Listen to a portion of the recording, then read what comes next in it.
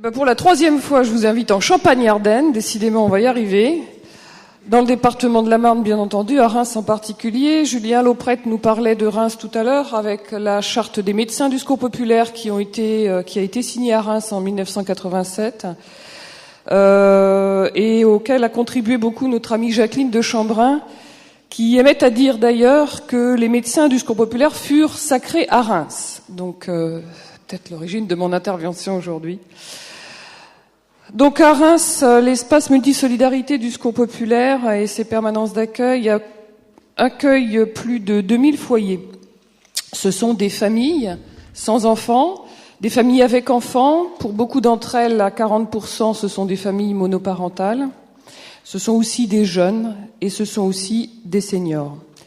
Si les personnes en difficulté franchissent les portes des permanences d'accueil et de solidarité du Secours populaire, c'est en très grande majorité pour une aide alimentaire, mais nous nous attachons à réaliser l'accompagnement des personnes dans une vision globale de lutte contre toutes les exclusions. C'est pourquoi, prenant appui sur l'aide alimentaire, et c'est bien ici un appui, nous mettrons en place avec les personnes des actions concrètes de solidarité visant à favoriser l'accès à la culture, aux loisirs, au sport, aux vacances et bien entendu à la santé. 12 professionnels de santé bénévoles composent l'équipe du Secours populaire, l'équipe santé, du Secours populaire à Reims. Tout d'abord, ils ont réalisé un état des lieux parce qu'ils souhaitaient connaître la situation précise des personnes qu'ils rencontraient, d'une part, et d'autre part, et surtout, de pouvoir répondre à leurs attentes. Donc pour ce faire, nous avons travaillé à partir d'un questionnaire santé qui a été présenté dans les libres services solidarité du Secours populaire. Les libres services, ce sont des endroits où les personnes sont invitées à venir rechercher des produits alimentaires. Donc nous avons travaillé ce questionnaire au libre service solidarité à Reims. L'enquête a été réalisée auprès de 340 personnes. Je vous propose quelques commentaires. En premier commentaire sur le sujet de l'accès aux droits. Si 73% des personnes ont la CMU-C et 1% l'aide médicale État, l'AME, 6% des personnes n'ont aucune couverture complémentaire. Un petit commentaire. Malgré les passerelles qui tendent à faciliter l'accès CMU-C, par exemple, on l'a vu avec l'intervenant précédent, le RSA vers la CMU-C, les difficultés d'accès à la CMU-C demeurent réelles, on l'a vu, et les démarches nécessaires au renouvellement annuel de ce droit occasionnent des décrochages. On n'en a peut-être pas beaucoup parlé, je voulais aussi le signaler, parce que même si la CMU-C est acquise, il faut aussi savoir que chaque année, les renouvellements au droit à l'accès au CMU favorisent de plus en plus les décrochages. Autre phénomène que nous avons rencontré de plus en plus, les personnes croient avoir la CMU-C, alors qu'en réalité, l'accès ou le renouvellement n'est pas effectif. L'absence d'un justificatif, par exemple, et là aussi on l'a vu sur le reportage tout à l'heure. Hors questionnaire, les personnes évoquent entre autres des démarches complexes, on l'a vu, et décourageantes, peu lisibles, ou difficilement compréhensible pour les personnes ayant en particulier des difficultés de lecture liées évidemment à l'immigration, mais aussi à l'illettrisme, et la Champagne-Ardenne est une des régions particulièrement concernées sur ce sujet.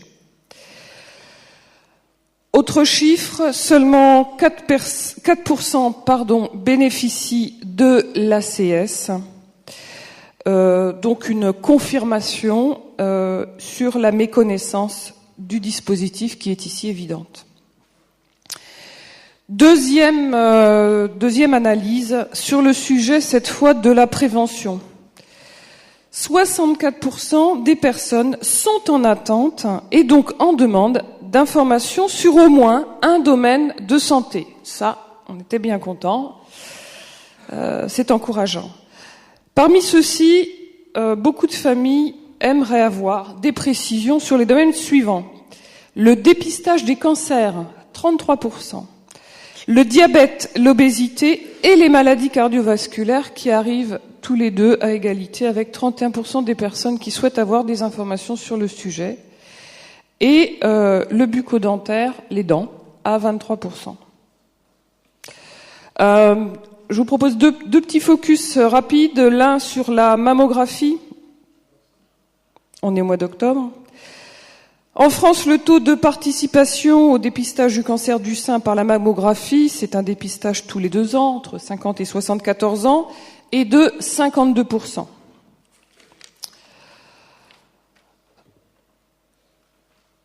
Sur les personnes qui ne vont pas au dépistage, évidemment, les enquêtes, et notamment celles réalisées par la Caisse primaire de la Marne il y a quelques années, confirment que les femmes qui ne vont pas à ces mammographies sont très majoritairement des personnes issues de secteurs ruraux. Donc on peut comprendre ici qu'il y a un éloignement qui rend plus difficile l'accès, mais aussi, et ça malheureusement et surtout, des femmes qui viennent des quartiers défavorisés. Ici, notre enquête révèle qu'effectivement, seulement 34% des personnes de plus de 50 ans ont déjà participé à un dépistage de cancer du sein organisé par la Caisse primaire d'assurance maladie, donc beaucoup plus faible que le taux national. Deuxième focus sur le diabète, notre enquête a fait ressortir que 11,8% des personnes souffraient de diabète, alors que la prévalence attendue en fonction de chaque classe d'âge aurait été de 4,8%. Elle est donc ici, et ça confirme également ce qui a été dit par ailleurs, elle est donc ici très significativement supérieure parmi les personnes que nous rencontrons.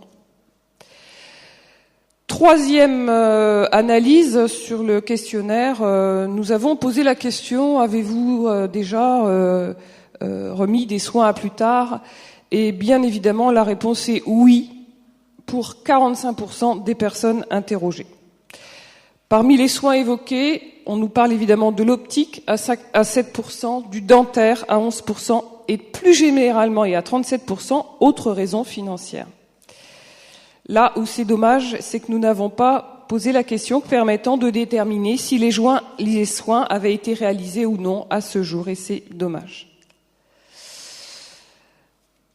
Donc, la deuxième partie de l'intervention, c'est sur les actions de l'équipe santé. À partir des résultats issus de ces rencontres avec les personnes et du résultat de l'enquête, on constate plusieurs leviers d'actions identifiés par l'équipe santé. Leur rôle est clairement défini. Je cite, « Nous sommes des facilitateurs, des maillons nécessaires entre la personne fragilisée par la pauvreté et la précarité et notre système de santé, dans le but de faciliter leur accès à la santé et aux soins. Les actions mises en place le sont sur deux axes, l'ont été, le sont sur deux axes. Tout d'abord, des actions de prévention directement dans les libres-services solidarité. Là où les personnes viennent chercher les produits alimentaires, on a rajouté une action santé. La volonté est évidente, c'est celle d'aller directement à la rencontre des personnes.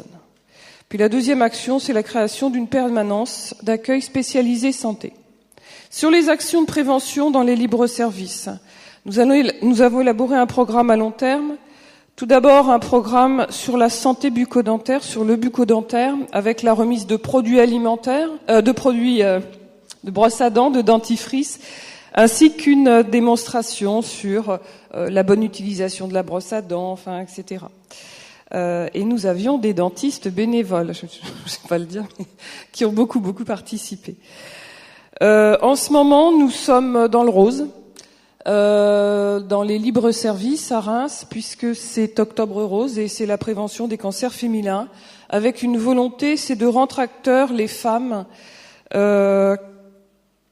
comme des femmes relais et qui vont aussi diffuser ces messages de prévention auprès des femmes qu'elles connaissent, dans leur famille, dans leur quartier. Et enfin, un programme à venir, c'est tout ce qui va parler de nutrition et de lutte contre l'obésité et ensuite du diabète. Je voulais juste vous dire le témoignage d'Alexis, qui est un dentiste bénévole, qui nous dit, voilà, les résultats sont positifs. Ils sont obtenus grâce au face-à-face, au contact direct avec les personnes et au sentiment de disponibilité que nous donnions. Nous étions là, pour eux. Pas de blouse blanche, pas de cravate, simplement vêtus. Les gens se sont confiés à nous, dans les deux sens de ce terme.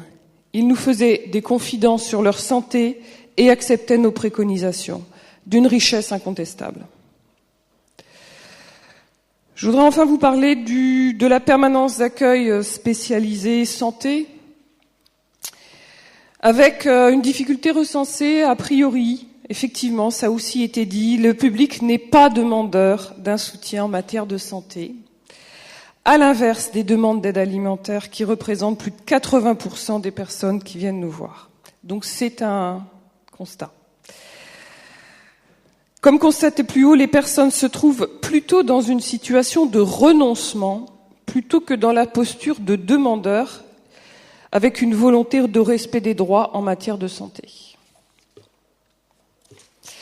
Enfin, je voulais vous livrer plusieurs témoignages de Pierre Gilles, qui est médecin retraité aussi au Relais Santé. Personne m'en voudra si je fais court. Non, d'abord, je vais pas les faire. Il faut respecter voilà. le temps de parole. Je veux simplement vous donner quand même sa conclusion. C'était sur le terrain qu'il a reçu toutes ces personnes, à la permanence d'accueil. Sa conclusion. Au Relais Santé, nous rencontrons les personnes et nous pouvons parler de la santé. Elles se confient facilement. Nous apportons des réponses. Notre utilité est évidente et notre champ d'action est immense. Merci de votre attention. Merci.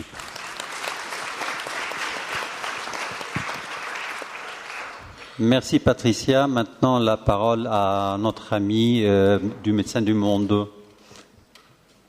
À vous la parole. Bonjour, merci de m'avoir invité. Je suis Jean-François Corti, directeur des opérations en France de Médecins du Monde.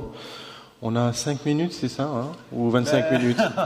Désolé pour Patricia. Je vais être très rapide, donc il y a beaucoup de choses qui ont été dites. Redire que Médecins du Monde, c'est une organisation qui travaille en France et à l'international. Nous avons en France près d'une centaine de projets, que nous travaillons sur les questions d'accès aux droits, aux soins, et nous sommes dans une posture d'organisation non gouvernementale, dans un témoignage, une volonté de faire changer les choses. Nous sommes des acteurs de santé publique indépendants et nous appuyons sur notre expertise de terrain pour essayer d'influencer les politiques publiques. Nous avons des bénévoles, des salariés qui œuvrent tous les jours autour d'actions centrées autour de la lutte contre encore une fois la précarité, l'amélioration de l'accès aux droits et aux soins. Pour nous, les plus précaires qui rentrent dans le champ de notre mission sociale sont les usagers de drogue, les personnes qui se prostituent, les migrants, les personnes qui vivent dans la rue, avec des passerelles bien sûr entre ces différentes catégories, mais l'idée est de travailler sur ces grands précaires et les accompagner vers le droit commun et de dénoncer ou être force de proposition pour faire en sorte que ce droit commun soit plus efficient. Alors il y a eu beaucoup de choses qui ont été dites sur nos rapports et sur nos données. Nous on voit près de 98% de personnes qui vivent sous le seuil de pauvreté. On a 80% de personnes qui ont potentiellement des droits et qui ne les ouvrent pas pour différentes raisons qui ont déjà été abordées par Vincent et d'autres, et sur lesquels je reviendrai rapidement. Et puis au global, c'est 40% de personnes qui retardent leurs soins ou qui ne se soignent pas et qui corroborent d'autres chiffres apportés par d'autres acteurs, et où on voit bien que la question du soin dentaire, la question de l'ophtalmologie sont les deux premières spécialités pour lesquelles il y a un retard de recours aux soins, mais de plus en plus les soins courants aussi. Et ça, c'est une réalité. Alors, pour expliquer ces retards de recours aux soins, bien évidemment, on l'a dit, il y a le manque d'information, mais il y a une complexité administrative qui est vraiment importante. Ouvrir des droits, les renouveler, AME, CMU, dans un dispositif fragmenté, tout cela est compliqué pour les patients, pour les médecins, pour les travailleurs sociaux, et ça ne simplifie pas à la vie.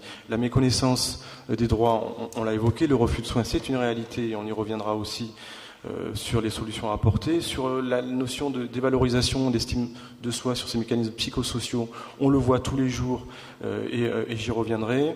La peur du déplacement pour les personnes qui sont en situation irrégulière est une réalité aussi en matière d'accès aux droits et aux soins, compte tenu parfois de la distance et des dispositifs qui sont parfois trop hospitalo-centrés ou trop loin des zones où les personnes se trouvent, et puis des barrières administratives comme 3 mois de présence sur le territoire nécessaire pour pouvoir bénéficier des médicalités, notamment sur les effets de seuil qu'on a évoqués pour la CMU, qui restent de fait contraignants.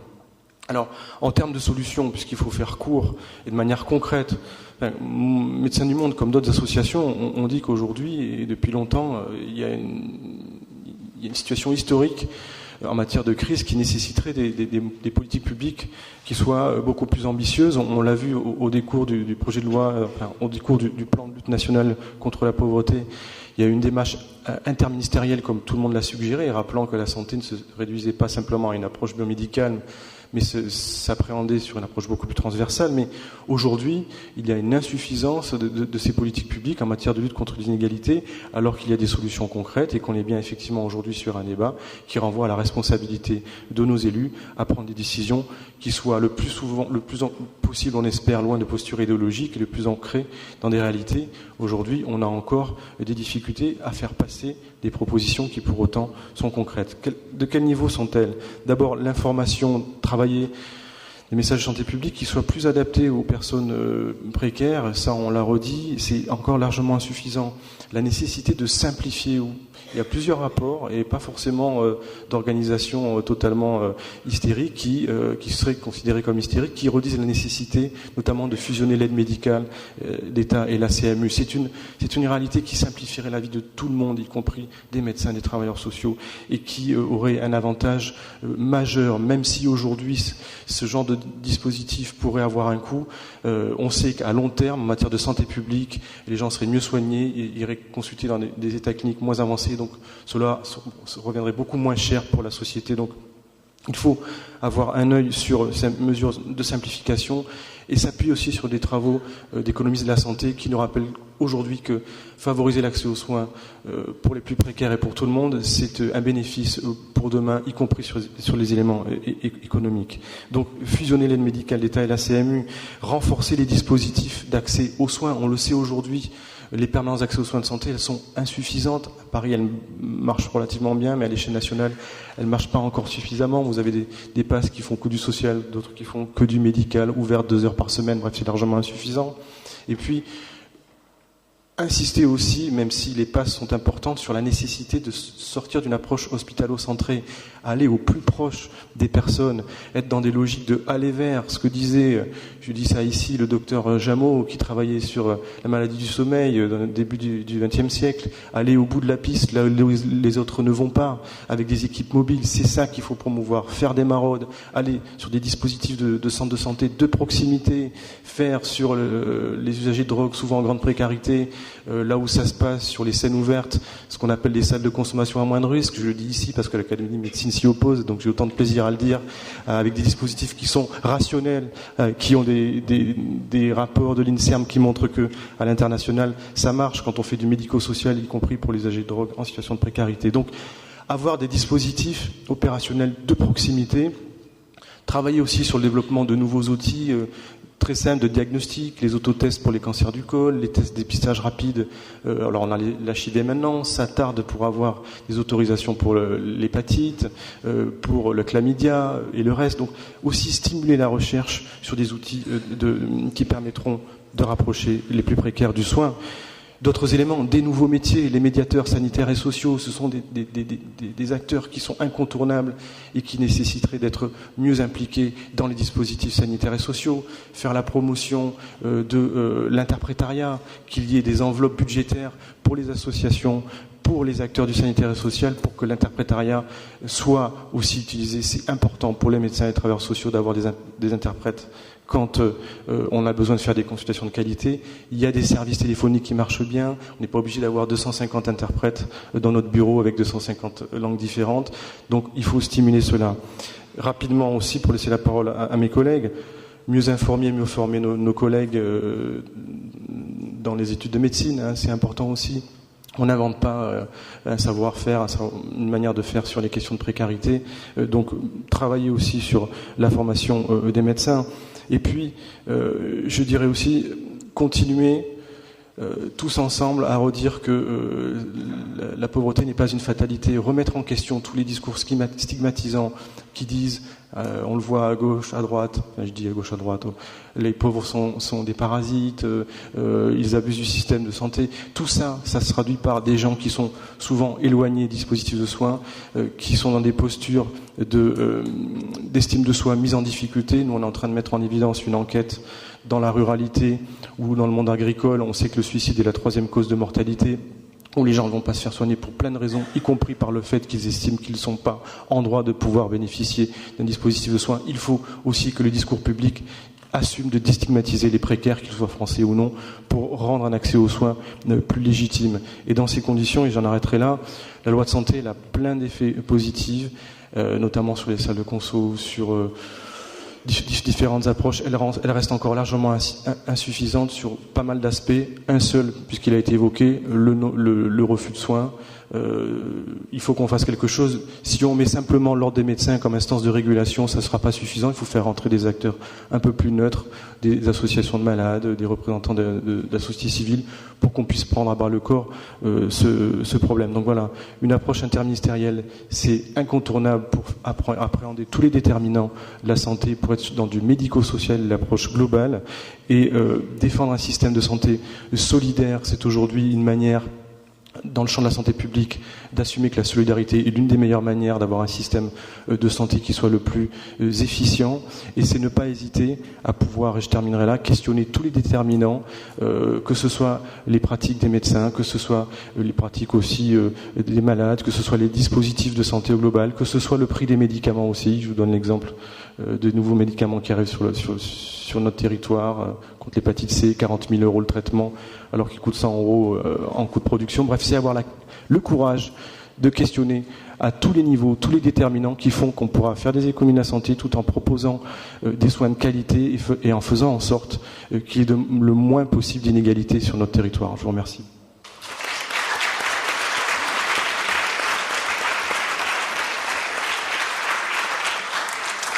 Merci à notre ami Jean-François Corti pour 2 fois. La première, c'est pour la richesse de l'intervention, et la deuxième fois pour la rapidité de l'intervention. Maintenant, la parole à notre amie Christine Lacombe du SAMU social de Paris. Bonjour à tous. Alors pour ma part, je vais soutenir le plaidoyer de Médecins du Monde, nos amis d'à côté, qui Jean-François Corti a dit à peu près la substantifique moelle de ce que sont nos propositions, nos envies. Et je vais essayer de les soutenir en donnant quelques illustrations de ce que sont les situations de non-recours vécues au quotidien par les personnes qu'on accueille, qu'on héberge, qu'on rencontre dans les rues, et qui sont aussi des situations vécues par les travailleurs sociaux, les soignants, les médecins du SAMU social de Paris. Alors je fais un détour par le SAMU social de Paris, enfin, même si je pense que vous savez à peu près ce que c'est. C'est une structure, un groupement d'intérêt public qui héberge quotidiennement à peu près 400 personnes, soit dans des structures d'hébergement social, soit dans des structures médico-sociales, l'IALT soins santé, lit d'accueil médicalisé. Ce sont aussi des centaines de personnes qui sont rencontrées dans les rues, dans les accueils de jour, donc des personnes qui vivent à la rue, elles non hébergées. Et ce sont aussi, malheureusement, 30 000 personnes hébergées en famille à l'hôtel dans l'ensemble de l'Île-de-France. Je voudrais vous illustrer plusieurs choses. D'abord, évidemment, les difficultés d'accès à la couverture maladie, les difficultés d'accès aux soins et également les difficultés d'accès à la sphère médico-sociale. Sur les difficultés d'accès à la couverture maladie, quelques chiffres pour vous donner une idée sur les populations que l'on suit. Deux enquêtes de l'Observatoire du SAMU social de Paris, une qui s'appelle IPIC, réalisée auprès de personnes isolées vivant soit à la rue, soit en centre d'hébergement, montre que 35,6% des personnes vivant à la rue n'ont aucune couverture maladie, un tiers. Quand elles sont hébergées, c'est 7%. Donc on voit assez vite le lien et la nécessité d'être hébergé pour pouvoir entamer des démarches d'accès aux droits. S'agissant des familles hébergées, elles sont tout de même 20% à ne pas avoir de couverture maladie, même si la moitié de ces 20% sont en cours de démarche. Alors pourquoi un tel déficit d'accès à la couverture maladie? Alors ça a déjà été largement dit, c'est bien évidemment la complexité de ce droit qui est très gourmand en pièces justificatives diverses et variées. par définition difficile à réunir quand on est sans abri, qu'on n'a pas de chez soi et qu'on a souvent des difficultés à garder ses papiers dans la durée. Se rajoutent à ça aussi des difficultés d'interprétation du droit. Je vous citerai un exemple qui m'a été remonté de la part de travailleurs sociaux qui suivent les familles. Il y a des CEPAM franciliennes qui retirent les cartes d'AME aux personnes quand elles demandent une CMU. Voilà, donc ça donne à peu près 2 mois sans droit, sans que ce retrait de la carte AME soit forcément justifié, et en tout cas, c'est pas pareil d'une CEPAM à une autre. Il y a par ailleurs une difficulté qui est liée à une incompatibilité finalement entre ce droit exigeant en régularité des démarches et la vie de ces personnes qui ce sont des vies marquées par l'instabilité de l'hébergement, l'instabilité un peu chronique liée à ce qu'elles sont, leur parcours. Je vous donnerai l'exemple d'une personne, d'un monsieur qui est suivi par l'équipe mobile de lutte contre la tuberculose.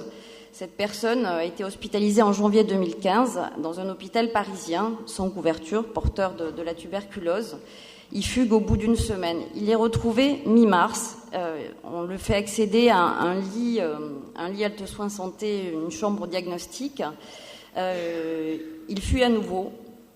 Il est ensuite, alors je vous passe les détails des fugues et des retrouvailles en quelque sorte avec l'équipe mobile de lutte contre la tuberculose. Après de nouvelles fugues, il est finalement retrouvé en centre de rétention administrative au mois de mai, et on parvient à le faire transférer à l'hôpital de Meaux. Il disparaît ensuite, on finit par le retrouver et elle le remet dans une chambre de diagnostic en juillet, et c'est là enfin que s'entament les démarches pour ouvrir ses droits. Donc cette personne, il a fallu grosso modo 8 mois pour commencer une démarche d'ouverture des droits. Je pourrais aussi évidemment citer l'exemple des familles hébergées à l'hôtel qui, au début de leur parcours d'hébergement, sont amenées à déménager des dizaines, voire des vingtaines de fois au cours de l'année. Et ce n'est pas un déménagement à proximité, ce sont souvent des déménagements qui amènent à changer de département. Il y a aussi un élément que je souhaiterais souligner, parce que ça n'est pas dépendant de la CMU, de l'AME en tant que telle, mais il y a la difficulté aussi d'ouvrir des droits, parce qu'il y a une difficulté d'accès à la domiciliation administrative. La domiciliation administrative est vraiment en crise en Île-de-France, elle l'est probablement ailleurs, mais en Île-de-France, elle l'est, avec des associations saturées, par ailleurs non financées pour cette activité-là, des CCAS qui rechignent quelquefois à domicilier les personnes, en particulier quand elles sont sans titre de séjour, en tout cas une difficulté assez forte et une difficulté renforcée par l'approche départementale de la domiciliation et plus largement des droits. Cette approche départementale est aussi un frein à l'accès aux droits pour des personnes dont les parcours sont erratiques et les amènent à assez souvent franchir les frontières des départements. Et là, c'est une difficulté particulièrement forte à Paris versus première couronne, voire versus deuxième couronne. Pour vous donner un exemple du côté kafkaïen dans lequel on peut se trouver et surtout dans lequel se trouvent les personnes, on a des lits halte soins santé à l'hôpital Esquirol, donc qui est dans le Val-de-Marne. Les personnes dans ces lits halte soins santé sont domiciliées dans une permanence sociale d'accueil à Paris. Elles doivent se rendre physiquement tous les 3 mois, là où elles sont domiciliées. Enfin, en tout cas, dans certaines PSA, elles doivent le faire. Pour certaines, elles sont en autonomie assez réduite et donc avec de réelles difficultés de mobilité. Donc déjà, une espèce d'exigence qui est inadaptée à leur situation. Et par ailleurs, cette domiciliation sur Paris, alors qu'elles sont hébergées dans le Val-de-Marne, amène à des situations ingérables s'agissant de l'accès à la sectorisation en psychiatrie. Sur les difficultés d'accès aux soins en eux-mêmes, une fois passé l'ensemble des barrages pour avoir un droit, je me dépêche. Il y a évidemment les refus secs de soins dont il a été parlé, le caractère inadmissible a été souligné. Il y a également la question de la barrière linguistique, qui est une question assez importante pour nous. Une barrière linguistique qui amène, par exemple, les femmes qui vivent à l'hôtel à recourir à leurs enfants comme traducteurs pour pouvoir consulter un médecin, ce qui, vous pouvez l'imaginer, donne une certaine difficulté d'accès à la santé des femmes, enfin ce qu'on appelle la santé des femmes. Donc elle est parlée de difficultés gynécologiques ou par exemple d'un besoin, d'une envie de contraception est assez difficile dans ces conditions-là. Et peut-être que ça explique associé également à des différences culturelles, ça peut peut-être expliquer que 44% des femmes hébergées ne recourent à aucun moyen de contraception alors qu'elles ne sont ni enceintes et qu'elles ont une vie sexuelle active. Peut-être souligner aussi, parce que c'est important de le dire, qu'il y a des difficultés d'accès aux soins parce qu'il y a aussi des besoins de soins, de santé qui ne sont pas exprimés. Là, c'est un problème de concurrence entre les besoins. Quand on a besoin de manger, quand on a besoin d'un toit, évidemment, le besoin de santé, il passe en troisième. Mais c'est aussi des aspects de la santé qui sont totalement ignorés. Essayez de compter dans les rues le nombre de SDF qui ont des lunettes. Vous verrez qu'il y en a très peu. On a mené des opérations de correction de vue pour la population SDF que l'on héberge. Et en fin de journée, après cette opération qui a été menée avec des mécènes privés, l'entièreté des personnes hébergées lisaient. Voilà. Et donc, juste ce petit aspect-là qui peut paraître pour nous absolument évident, c'est du pur... c'est non finalement non désiré, non signalé même d'ailleurs par ces personnes. Juste pour finir, parce que c'est important, la difficulté d'accès au secteur médico-social. Quand je dis secteur médico-social, c'est en particulier les structures qui accueillent les personnes vieillissantes et les personnes en situation de handicap. C'est pas pour caricaturer, hein, la question de l'inconditionnalité d'accueil au secteur social, donc au centre d'hébergement, c'est quelque chose qui est consacré par la loi. D'une certaine façon, même s'il y a des critères, l'accès à la santé, l'accès inconditionnel à la santé est consacré via l'aide médicale d'État. Le secteur médico-social, il n'y a pas d'inconditionnalité. Il faut avoir un dossier d'aide sociale légale qui est ouvert et vous ne pouvez avoir une aide sociale légale que quand vous avez des papiers. Ce qui veut donc dire qu'il y a un trou dans la raquette, mais un énorme trou. Les personnes sans abri qui sont en perte d'autonomie, donc que ce soit lié au handicap ou à l'âge, n'ont pas accès à ces structures. Elles ont accès à il y a 2 structures médico-sociales qui pratiquent l'inconditionnalité, les lits alto-soins santé, mais c'est pas pour durer en théorie, et les lits d'accueil médicalisés. Les lits d'accueil médicalisés, il y en a 25 en Île-de-France. Voilà. Merci.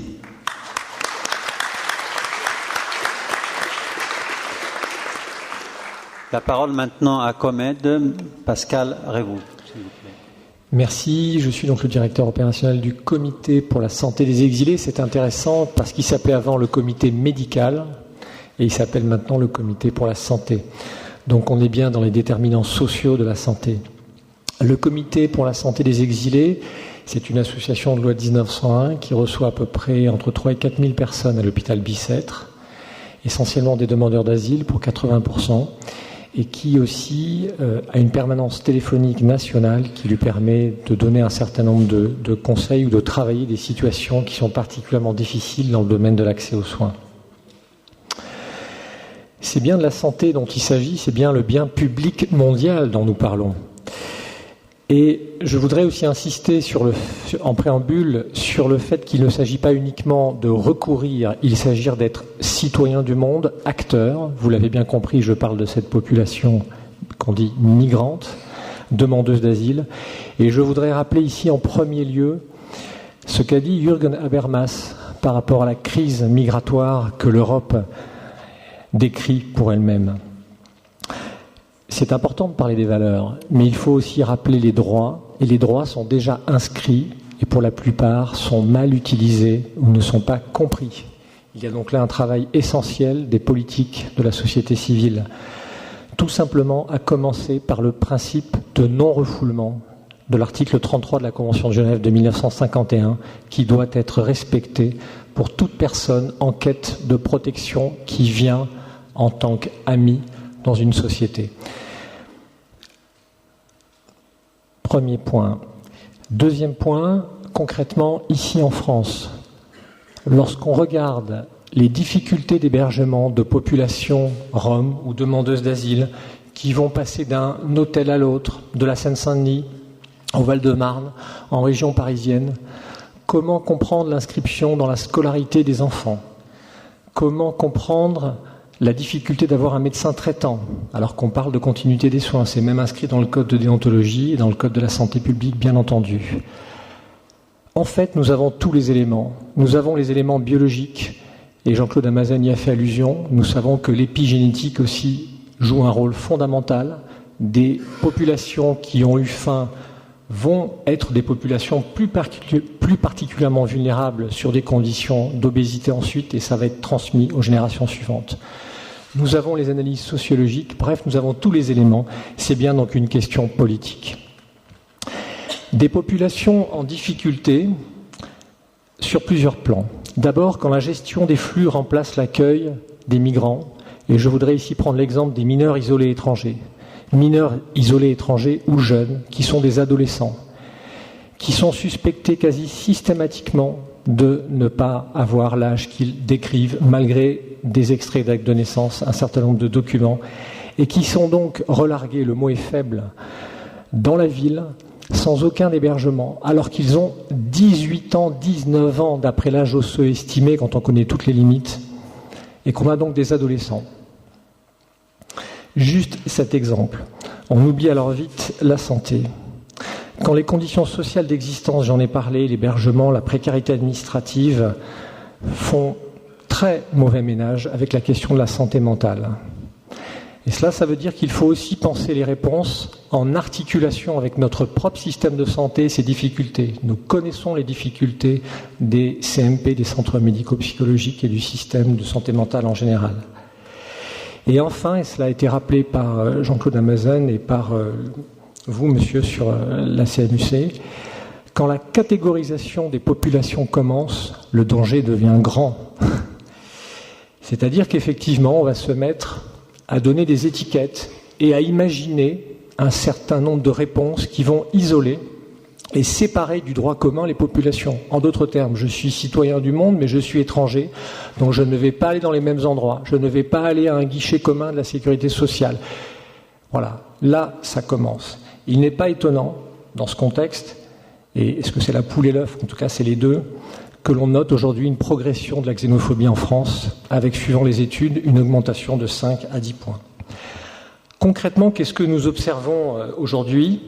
D'abord, c'est que à peu près 30 à 40% des personnes qui viennent au COMED présentent des difficultés qu'on pourrait qualifier de non-recours, ou en tout cas d'obstacles aux soins, que 80% sont des obstacles à l'accès aux droits. 80% sont des obstacles à l'accès au droit. C'est-à-dire que le droit n'est pas appliqué. Jürgen Habermas a bien raison. 20% sont des obstacles au sein des dispositifs de soins. La moitié consiste en des restrictions de soins, un panier moins important, ou des soins différés. En d'autres termes, l'obstacle aux soins est peut-être difficile à pister, mais le fait de différer le soin, ça devient quelque chose qui se transmet de mieux en mieux dans le système de santé français, et c'est grave. Des prestations nécessaires, et mes collègues l'ont souligné, non prises en charge. L'interprétariat au Royaume-Uni, c'est clair, c'est affiché, c'est entre 20 et 30 millions d'euros par an pour le système de santé pour les étrangers. En France, c'est moins de 500 000 euros par la Direction générale de la santé, ce à quoi il faut additionner effectivement ce que chaque hôpital met dans l'interprétariat en termes de financement. C'est toute la question du soutien socio-juridique et du recours.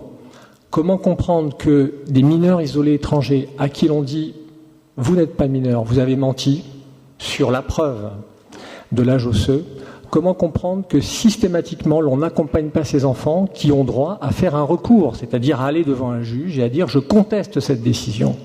Où est le droit ? Quelles sont ces catégories de difficultés d'accès au droit ? Et je vais insister plus particulièrement sur les difficultés structurelles dues au maintien du double système que vous avez évoqué. On sait bien qu'il y a des passages entre les personnes qui ont une complémentaire de la CMU, puis de l'AME, puis des allers-retours, qui compliquent non seulement les choses à la fois pour les personnes, mais aussi pour le système de santé, pour le système de protection maladie. Donc je vous rejoins complètement, il faudrait effectivement avoir une fusion de ces différents systèmes. Mais il y a aussi des difficultés liées au manque de transparence réglementaire que nous constatons, avec notamment l'impossibilité d'accès à la réglementation interne.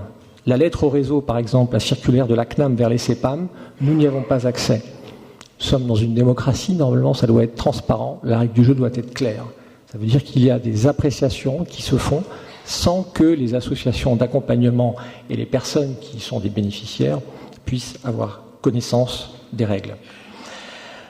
Il y a enfin des difficultés liées à une organisation interne des caisses, il faut le rappeler, de moins en moins de financement, la segmentation des services et des tâches, le retrait des moyens en front office, des plateformes, difficiles d'accès, traçabilité de plus en plus difficile des dossiers, une externalisation de ceux-ci vers des services sociaux et des associations. Et là, je dirais qu'un autre danger nous guette, c'est celui de l'humanitarisation de notre société.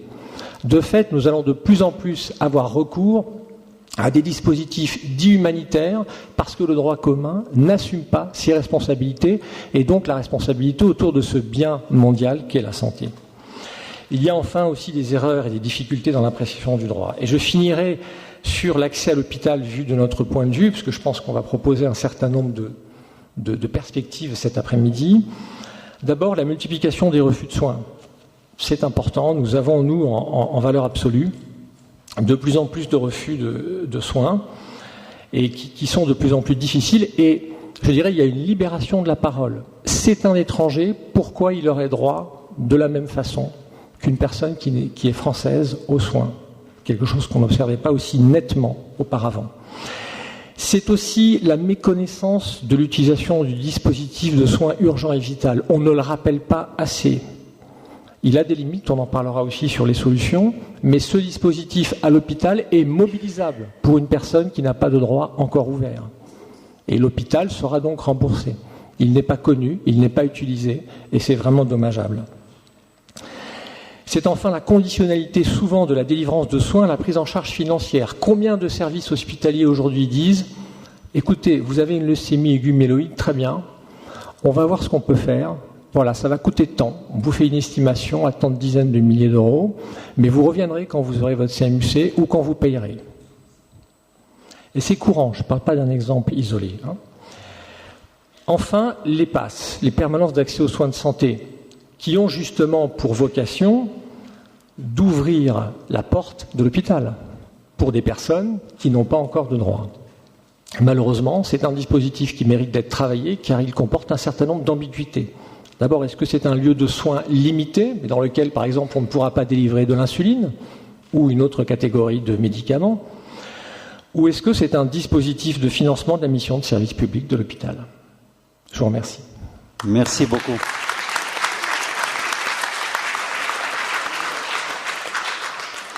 La parole maintenant au Centre Primo Levi avec Antoine Lazarus. Oui, merci beaucoup de nous avoir invités. C'est moi-même qui parle pour le Centre Primo Levi, mais je vois dans la salle quelqu'un qui en est l'ancien président, Michel Chauvière. Et voilà, juste quelques mots pour caler ce dont il s'agit. Et si vous voulez le savoir plus précisément, sur Internet, vous trouverez, en tapant 20 ans, Primo Levi, tout un document qui est assez synthétique, mais qui décrit très bien aussi bien les problématiques, les besoins qui ont fait émerger, l'histoire et les résultats d'aujourd'hui. Le document s'appelle « 20 ans d'accueil et de soins des exilés victimes de la torture ». Et le centre même qui a hésité sur son nom s'appelle aujourd'hui Centre Primo Levi. Enfin, vous connaissez ce personnage, cet auteur écrivain qui a été à Auschwitz et qui écrit ensuite avec beaucoup de recul et qui met le sous-titre « C'est vivre après la torture ». Donc, quelques mots pour vous caler un petit peu, quand on parle des tortures, en fin de matinée, c'est une population qui, du point de vue épidémiologique, par rapport aux chiffres énormes qui sont donnés vis-à-vis des bénéficiaires de la CMU, de la CMUC, enfin bon, pourrait paraître minoritaire, quelque chose d'un peu accessoire. Et voilà, pourquoi est-ce que ça paraît accessoire et pourquoi est-ce que finalement ça l'est relativement moins qu'on pourrait le croire? Dans un premier temps, les médecins, ils ont été engagés comment sur la question de torture? Si je vais très vite, si on prend depuis les années 70, où il y a pour les premières fois à l'UNESCO des réunions sur ces documents, c'est d'abord pour la protestation contre les médecins engagés dans la torture. Médecins qui assistent les mises à mort en voulant les humaniser, par exemple aux États-Unis, médecins qui sont tout à fait complices des gens qui torturent en donnant ce que pour ma part j'appelle quelquefois des certificats d'aptitude à la torture, en disant vous pouvez le punir, vous pouvez aller assez loin, problème beaucoup moins fort qu'on trouve avec les médecins des prisons engagés dans les procédures disciplinaires, enfin bref. Donc premier temps, c'est la dénonciation. Et puis progressivement, on entend, et ça vient d'ailleurs des pays d'Europe du Nord, un souci qui va basculer, qui est celui de soigner ou de prendre en charge les gens qui auraient subi la torture. Mais alors pourquoi font-ils une demande? La demande est très souvent au départ, encore aujourd'hui en France ça reste difficile, et nous on a une position de mise à distance par rapport à cette tentation, c'est de faire des certificats qui vont justifier par un examen essentiellement somatique que les gens ont été torturés de telle manière qu'auprès des instances de l'immigration, et ça puisse faciliter leur accueil, le statut qu'on va leur donner, mais on est dans quelque chose de très ambigu, puisque au fond, on donnerait un certificat à ceux qui le montrent et dont le médecin peut le croire, et on ne le donnerait pas à ceux pour lesquels ça ne se voit pas. Or, la torture a fait beaucoup de progrès dans différents pays. C'est assez rudimentaire de ne le faire que physiquement, et très souvent, ce qui est le pire, ce qui casse le plus les gens en profondeur, ça ne se voit pas. La manière dont sexuellement ils ont pu subir des violences, la manière dont on a pu exécuter, tuer devant eux des proches, mais ils le racontent, les proches sont morts, ils ne peuvent même plus témoigner, la manière dont avec les techniques comportementales on met les gens dans des états de panique absolue sur des situations simulées mais qu'ils croient et qui ne laissent aucune preuve, enfin bref. Voilà, donc cette question des certificats est une vraie question qui pose des problèmes éthiques. Voilà, soigner. On est aujourd'hui ici dans ce thème qui est celui de situation de non-recours en France pour les gens qui auraient besoin de soins potentiellement donnés par le dispositif de santé existant. Donc ce n'est pas ce qui est donné par l'humanitaire, c'est vraiment, enfin bon, c'est ce dont nous parlons. Et je pensais en parlant avec Alfred Spira qu'au fond, le recours, c'est d'une part que les droits et les dispositifs existants, les gens puissent y accéder ou aient des difficultés pour y accéder, ça se jouerait là-dessus, on en parle largement. Mais c'est également savoir si, du point de vue de la clinique, du point de vue de nos savoirs, du point de vue de nos capacités, il y a des dispositifs qui sont capables de lire une sémiologie éventuellement un peu difficile, d'avoir des points de vue nosographiques qui tiennent à peu près la route, et ensuite des réponses thérapeutiques qui sont en bonne partie à inventer et qu'on ne trouve pas seulement pour les gens qui ont subi la torture, mais pour beaucoup, beaucoup de gens qui sont dans le traumatisme et cette blessure psychique intense, très bien décrite dans les questions de souffrance psychique et précarité avec ces... Bon, bref. Alors, les points que je vous dis très vite, c'est qu'en France, il n'y a pas ou il n'y avait pas de dispositifs de santé adaptés aux problèmes qui peuvent se poser. Alors, pourquoi ? Déjà, pas d'études épidémiologiques, quasiment. On ne sait pas très bien combien sont ces personnes, et d'autant que les gens qui ont été torturés, pour beaucoup d'entre eux, arrivent à vivre. La résilience, ça existe. Certains vivent douloureusement, mais à bas bruit, sans se manifester. Et ceux qui arrivent jusqu'au niveau clinique, quelquefois c'est par la psychiatrie. Là, on a avec la psychiatrie interculturelle des éléments de lecture, parce que souvent ils viennent d'autres pays. Il ne s'agit pas des gens qui ont été torturés dans l'espace de la colonisation ou de la guerre, ou des guerres d'Algérie, que sais-je. Bon, on est venu après. Mais il n'y a pas beaucoup d'études. Ensuite, en matière d'accès aux soins, couverture maladie universelle et autres, c'est très compliqué. Voilà. Alors pourquoi est-ce que les dispositifs de droit commun auxquels les gens s'adressent, auxquels ils ont droit, assistance à personne en danger, que sais-je, bien-être médical État, pourquoi est-ce que les dispositifs de droit commun ne sont pas adaptés? Manque de formation des professionnels. Il y a des formations assez spécifiques malgré tout qu'on a inventées peu à peu. Enfin, il faut savoir, il faut connaître, il faut avoir une oreille pour entendre, un peu d'empathie, que ce soit un milieu ou une culture qui n'est pas la sienne, bref. Absence de recours à des interprètes, c'est un point central. À partir du moment où il y a des gens qui parlent difficilement dans la langue du pays d'accueil, le nôtre en l'occurrence, alors qu'il va s'agir de travailler sur des choses profondes, difficiles à dire, qui sont souvent implicites, qu'eux-mêmes ne se sont jamais dites explicitement non plus, dans quelle langue ça va se passer? Et l'interprète, c'est l'interprète de la langue, mais c'est évidemment l'interprète avec le savoir clinique qui permet... Bref. Mais en tout cas, la question des interprètes est centrale, et plus les années passent, moins on a de gens venant de zones francophones et de plus en plus de régions extérieures à la francophonie, et les consultations sont longues, les interprètes doivent être relativement formés. Si vous avez les gens d'une même famille, on essaye de faire que ce ne soit pas le même interprète pour les différentes personnes de la famille, enfin des vraies difficultés. Et les interprètes ne sont pas financés par les dispositifs d'assurance maladie en tant que tels, vous en doutez. Temps de consultation insuffisante, ça prend beaucoup de temps. Pour vous donner une idée, les premières consultations avec le généraliste, enfin l'équipe multidisciplinaire, ça peut prendre plus d'1 heure. Quelquefois, il faut plusieurs séances avant qu'un généraliste puisse même toucher le corps de la personne, tellement elle a peur, tellement elle est blessée, tellement la question, notamment quand il y a eu des viols, de l'approche est difficile. Avec interprète. Donc vous voyez le coût que ça peut représenter en termes tout bêtes de dépenses. Alors le projet Primo Levi, c'est soigner les personnes victimes de la torture réfugiées en France, mais avec une réponse globale.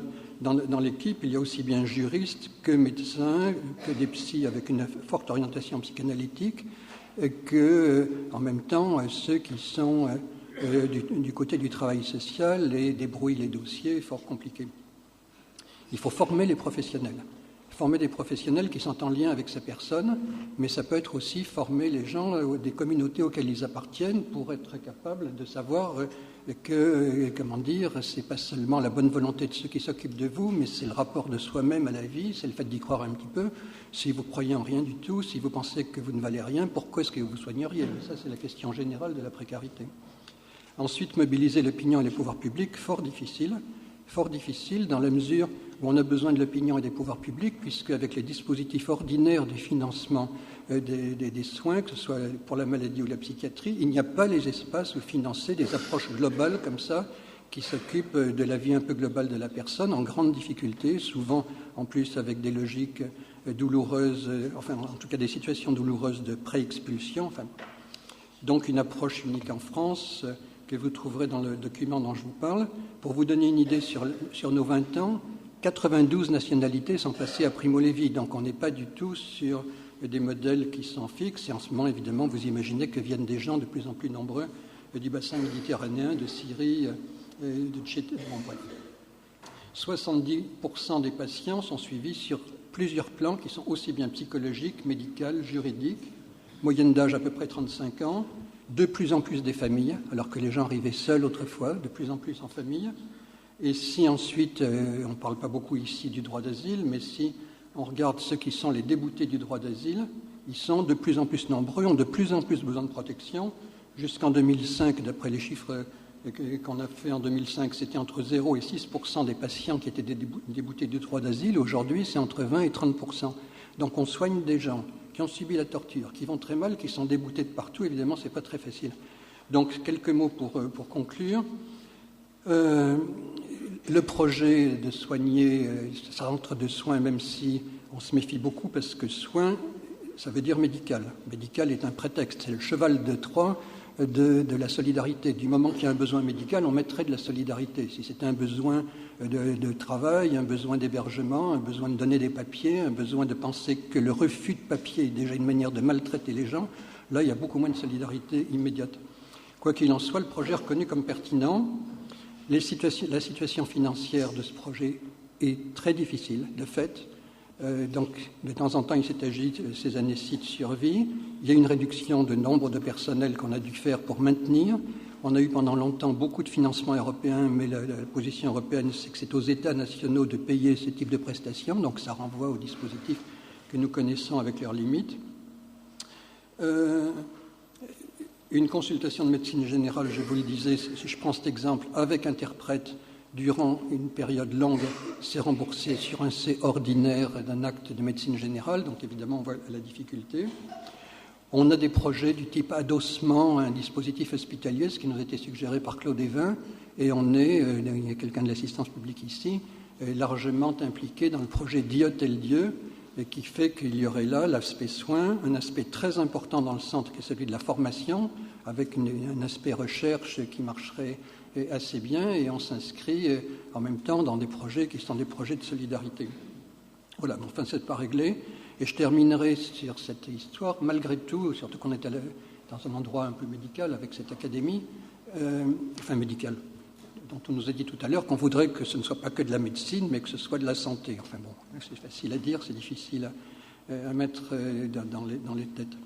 Mais il y a tout de même des questions cliniques qui ne sont pas si simples et très intéressantes. Vous savez qu'aujourd'hui, chaque fois qu'il y a un accident quelconque, on fait une cellule d'écoute et on parle de traumatisme, psychotraumatisme. On voudrait bien le faire pour des gens favorisés qui ont subi un accident. On a beaucoup plus de mal à l'imaginer pour les gens dont, quasiment le mode de vie et le traumatisme psychique permanent principal, avec les difficultés à en sortir. Donc je pense que même autour des questions plus extrêmes, qui sont des gens qui ont été torturés, du point de vue sémiologique et nosographique, il y a sûrement à faire avancer un certain nombre à la fois de connaissances et de pratiques, donc dans le champ du psychotraumatisme, si je peux dire. Quels sont les facteurs de protection? Parce qu'un certain nombre de gens ont subi des choses abominables et finalement ils vont bien et sont même capables d'aider les autres et d'élever leurs enfants avec un projet. D'autres vivent comme ils peuvent et survivent comme ils peuvent, et puis d'autres vont mal, souvent avec des manifestations qui sont plutôt à tonalité somatique, et ils vont de service en service, ils arrivent avec d'énormes dossiers somatiques, qui n'ont rien donné, les gens ne vont pas mieux jusqu'à ce qu'on commence à s'apercevoir que s'ils sortent de leur silence, si on les écoute au sens de l'écoute qu'on met quelquefois en scène aujourd'hui, ça va plutôt moins mal. Et puis il y a les enfants. Et de plus en plus, il y a de familles.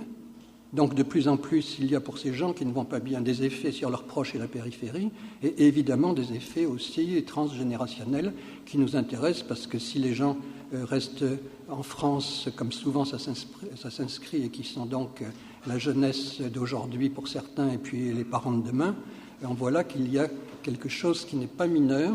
Et quand on regarde les chiffres, on ne sait pas très bien les donner, mais on estime qu'on est au-dessus au moins de plus de 100 000 personnes qui auraient potentiellement besoin de soins un peu adaptés pour ce qu'ils ont vécu, au moins que les gens qui les soignent le sachent, et que les gens qui entendent ça ne soient pas terrorisés par ce qu'ils entendent, mais soient capables de l'entendre pour les aider à avancer. Merci.